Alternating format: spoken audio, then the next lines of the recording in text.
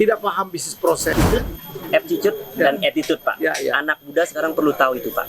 Untuk sukses itu perlu karakter. Untuk suksesnya instan, itu biasanya tidak matang.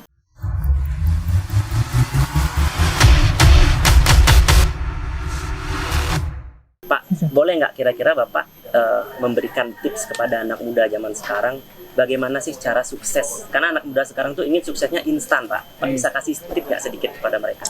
Jadi tidak ada kesuksesan instan itu. Semuanya harus di-create, direncanakan, dan butuh waktu gitu ya. Dan tidak boleh melupakan proses pembelajaran. Nah, mempercepat pembelajaran itu bisa.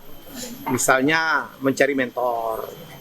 Misalnya berkolaborasi dengan orang atau teman yang sudah sukses ya. Jadi itu aja. Jadi nggak bisa instan, tuh nggak bisa.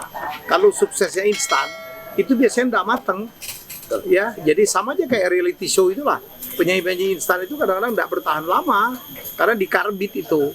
Nah, banyak sekali anak muda sekarang bisnisnya itu tidak paham bisnis proses, tidak bisa ngitung rugi laba ya. Cuman ide marketing jago gitu. Padahal tanpa memahami bisnis proses secara utuh itu nggak kuat, itu fundamental. Jadi menurut saya jangan pernah berhenti belajar terus, belajar.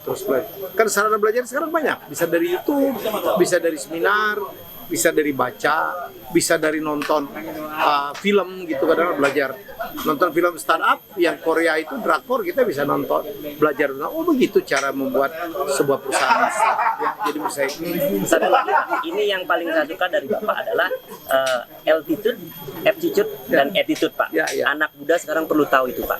ya, jadi pinter aja nggak cukup ya.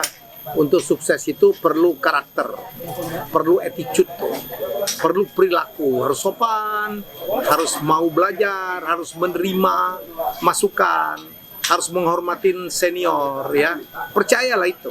Karena walaupun kita milenial, penentu keputusan kita itu adalah banyak sekali kolonial itu ya. Jadi menurut saya itu yang saya selalu sampaikan ya. Jadi attitude itu penting, bukan aptitude aja. Aptitude itu adalah apa ya, skill ya, atau keahlian gitu.